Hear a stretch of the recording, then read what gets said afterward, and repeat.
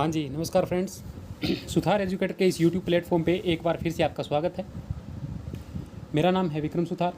तो आज मैं लेकर हाजिर हुआ हूँ केमिस्ट्री एमसीक्यूज़ का सेकंड पार्ट, जो कि स्टेट लेवल और सेंट्रल लेवल एग्ज़ाम के लिए बेहद इम्पोर्टेंट है।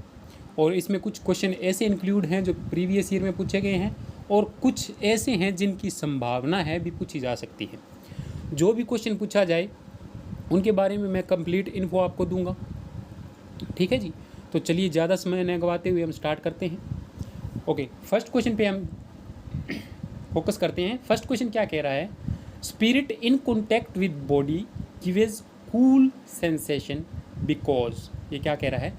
जब इस स्पिरिट को हमारी बॉडी के ऊपर डाला जाता है तो हमारी जो स्किन है वो ठंडी हो जाती है उस जगह से जहाँ पे वो डाला गया है थोड़ी देर के बाद। ऐसा क्यों होता है? तो ऐसा इसलिए होता है क्योंकि स्पिरिट एक लिक्विड है, या स्पिरिट एक कंडक्टर है, या स्पिरिट ट्रांसपेरेंट है, या वो हाईली वोलेटाइल है। तो इसका आंसर है हाईली वोलेटाइल। ऐसा होता है एक्चुअली में क्यों है, आप ध्यान से देखिए। ये मान लीजिए अपनी स्किन है और इसके ऊपर ये स्पिरिट डाला गया है, ठीक है। तो इसकी एक प्रॉपर्टी होती है, ये बहुत ज़्यादा हाईली वोलेटाइल। हाईली वोलेटाइल का मतलब जैसे इसके ऊपर धूप या कुछ एनर्जी पड़ेगी ये अपने आप वोलेटाइल हो जाएगा, इवेपोरेट हो जाएगा। बट जब ये इवेपोरेट होता है तो ये क्या कहता है, करता क्या है, जो स्किन की अपनी एनर्जी है उसको लेके साथ में इवेपोरेट हो जाता है, जिसकी वजह से यहाँ पे हमें कूलिंग का एहसास होता है। किसका? कूलिंग का, ठीक है। Because it is highly volatile, it consumes our body's energy and evaporates itself, due to which we feel a cool sensation in our skin, on our skin। ठीक है, चलिए होप सो आपको ये समझ में आया होगा। ठीक है, ये बात भी ठीक है भी, ये एक स्पिरिट एक लिक्विड होता है, बिल्कुल होता है। ये एक ट्रांसपेरेंट भी होता है, बिल्कुल ट्रांसपेरेंट होता है। कंडक्टर होता है या नहीं होता इसके बारे में हम बाद में बात करेंगे। चलिए, ये अभी फ़िलहाल इम्पोर्टेंट नहीं है। तो सेकंड क्वेश्चन के ऊपर मूव करते हैं हम। सेकंड क्वेश्चन क्या कह रहा है? Limestone is a raw material used by which industry. ठीक है, पहले तो हम लाइमस्टोन के बारे में बात करेंगे भी होता क्या है, रॉ मटेरियल के बारे में बात करेंगे भी रॉ मटेरियल क्या होता है। तो चलिए इसके बारे में मैं थोड़ी आपको जानकारी दे देता हूँ। ठीक है जी, तो लाइमस्टोन होता है CaCO3, ये इसका फार्मूला है, इसके बारे में याद रखिए। इसको हम बोलते हैं कैल्शियम कार्बोनेट। क्या बोलते हैं? Calcium carbonate. ओके, चलिए इसके बारे में थोड़ी सी और जानकारी दे देता हूँ। ये बना कैसे होता है? ये Ca2+ एंड CO3 2- से बना होता है। ये कैल्शियम 2 पॉजिटिव आयन है, ये कार्बोनेट 2- आयन है, ठीक है। और ये मेटल और नॉन मेटल दोनों से मिलकर जुड़ा होता है, इसीलिए ये एक आयनिक कंपाउंड है।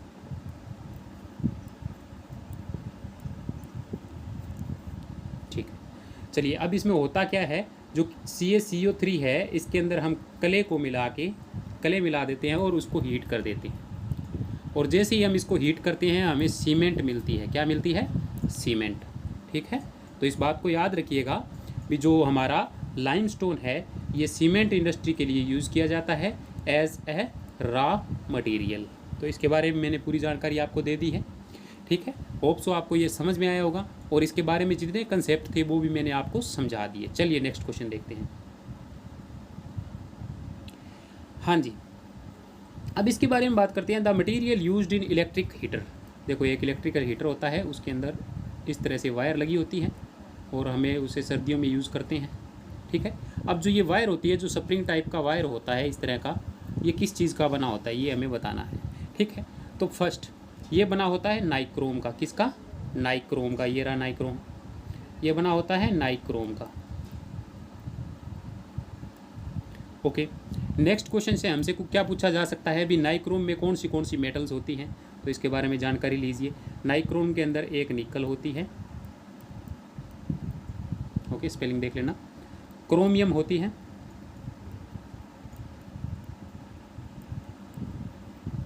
और तीसरा आयरन होती है। ये 3 से मिलके बना होता है निकल, क्रोमियम एंड आयरन। ठीक है, चलिए इसके बारे में तो बात हो गई। ठीक है, नेक्स्ट हम बात करते हैं टंगस्टन की। किसकी? टंगस्टन की। टंगस्टन एक ऐसा मेटल है जो बल्ब के अंदर यूज़ किया जाता है। देखो,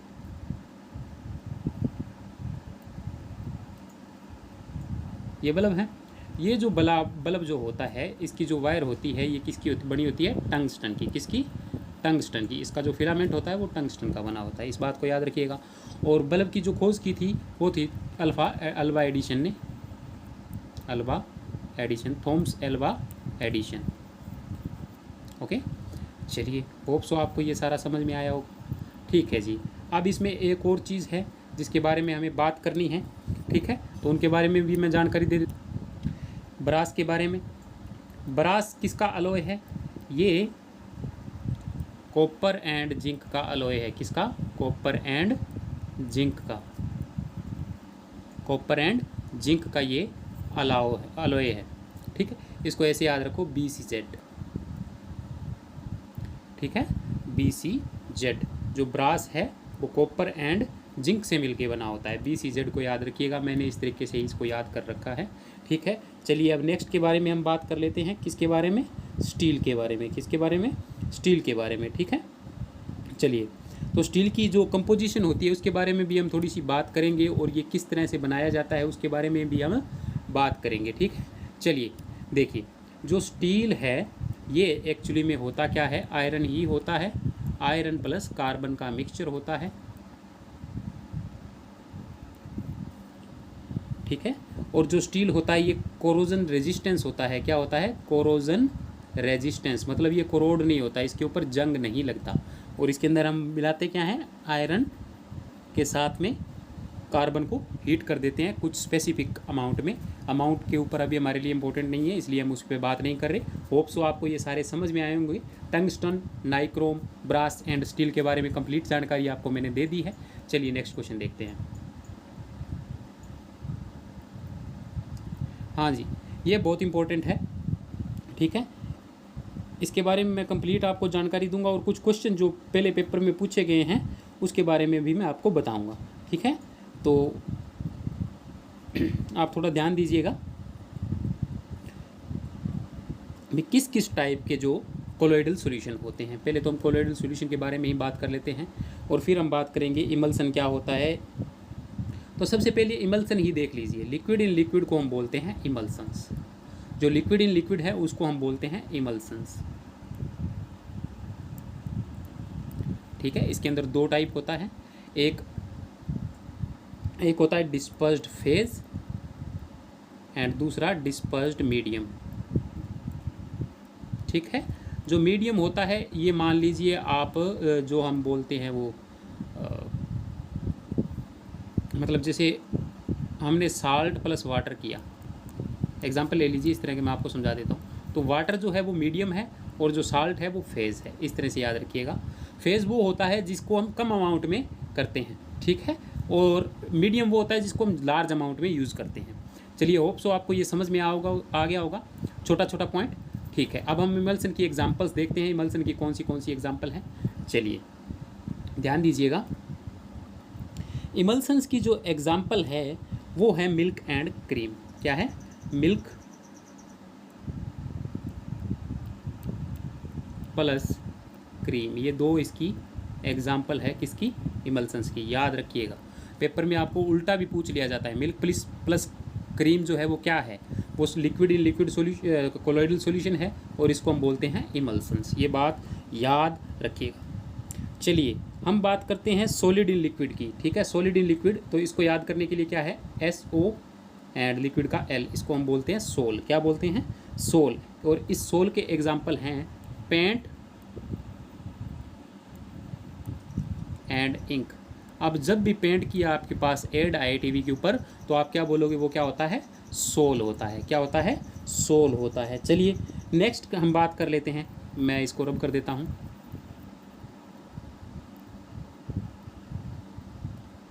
हाँ जी, नेक्स्ट हम बात करते हैं gas in solid. Gas in solid, gas in solid को हम बोलते हैं गैसोलीन, या इसको हम सॉलिड फॉर्म ही बोल देते हैं, सिंपली सॉलिड फॉर्म इमल्सन, ठीक है, या फिर गैसोलीन। एग्जाम्पल इसकी है cork and pumice stone. Example बहुत इंपॉर्टेंट है जी, ये प्यूमाइस स्टोन, ठीक है। इसको याद रखिएगा, 3 स्टार लगा लीजिएगा, ये बहुत बार पेपर में पूछा गया है, ठीक है। चलिए नेक्स्ट के बारे में बात कर लेते हैं,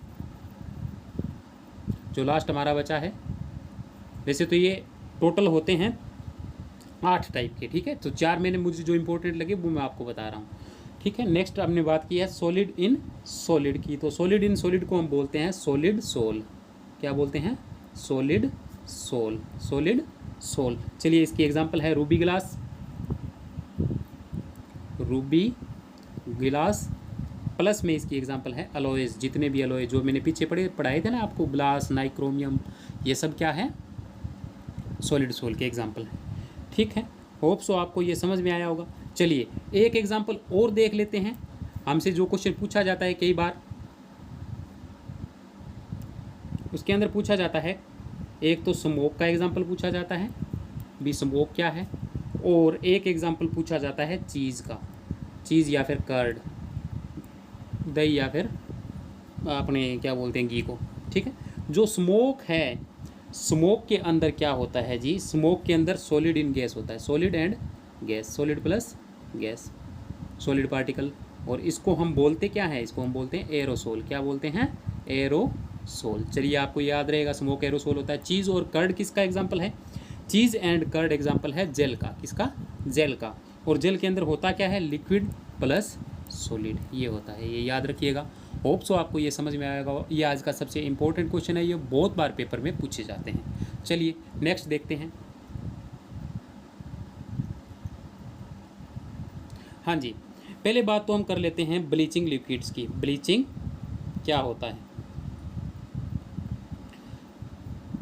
देखो, ब्लीचिंग लिक्विड वो होते हैं जो डीक्लोराइज करने के काम आते हैं, मतलब कलर को उड़ाने के लिए काम आते हैं, उनको हम बोलते हैं ब्लीचिंग, ठीक है। एक इसके अंदर ब्लीचिंग पाउडर का फार्मूला बहुत बार पूछा जाता है, ये आप याद रखिएगा, CaClO ट्वाइस, कैल्शियम क्लोरेट। क्या नाम है इसका?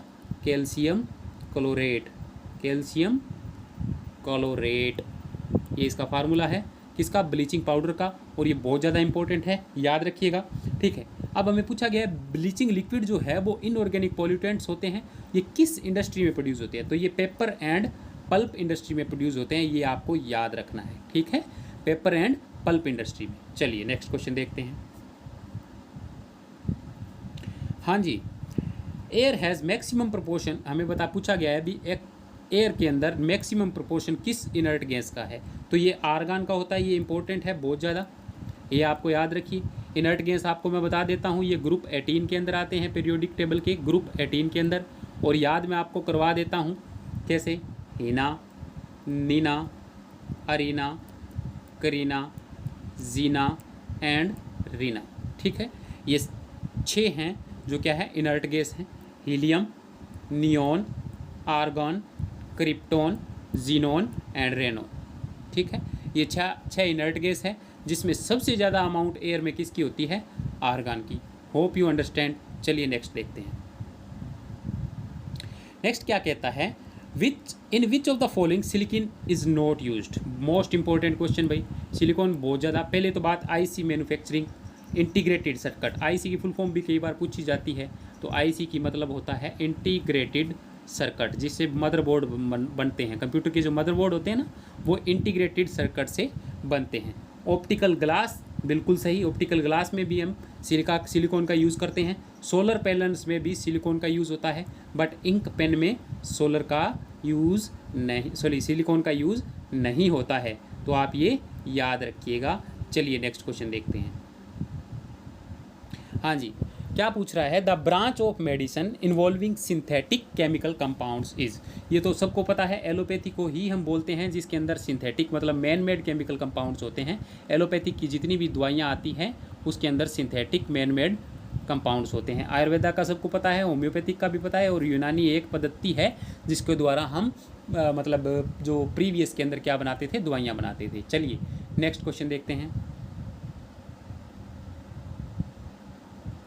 हाँ जी, बहुत important. Ethane gas is slightly test sweet. Ethane जो होती है स्वीट होता है, इसका फार्मूला देख लीजिए, C2H6 इसका फार्मूला होता है। अगर आप मुझे कहें भी स्ट्रक्चर बनवा दीजिए सर, तो स्ट्रक्चर इसकी कुछ इस तरह की स्ट्रक्चर होती है, देख लीजिएगा। लीनियर स्ट्रक्चर होती है, ये इथेन की लीनियर स्ट्रक्चर होती है।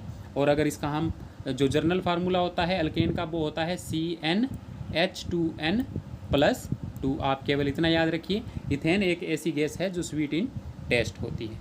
चलिए नेक्स्ट क्वेश्चन एंड आज का लास्ट क्वेश्चन आज हम देखते हैं। हमें पूछा गया है 1 कैरेट डायमंड का इक्वल टू कितना होता है, तो ये 100 mg होता है। हमेशा से याद रखिए 100 mg is equal to 1 carat.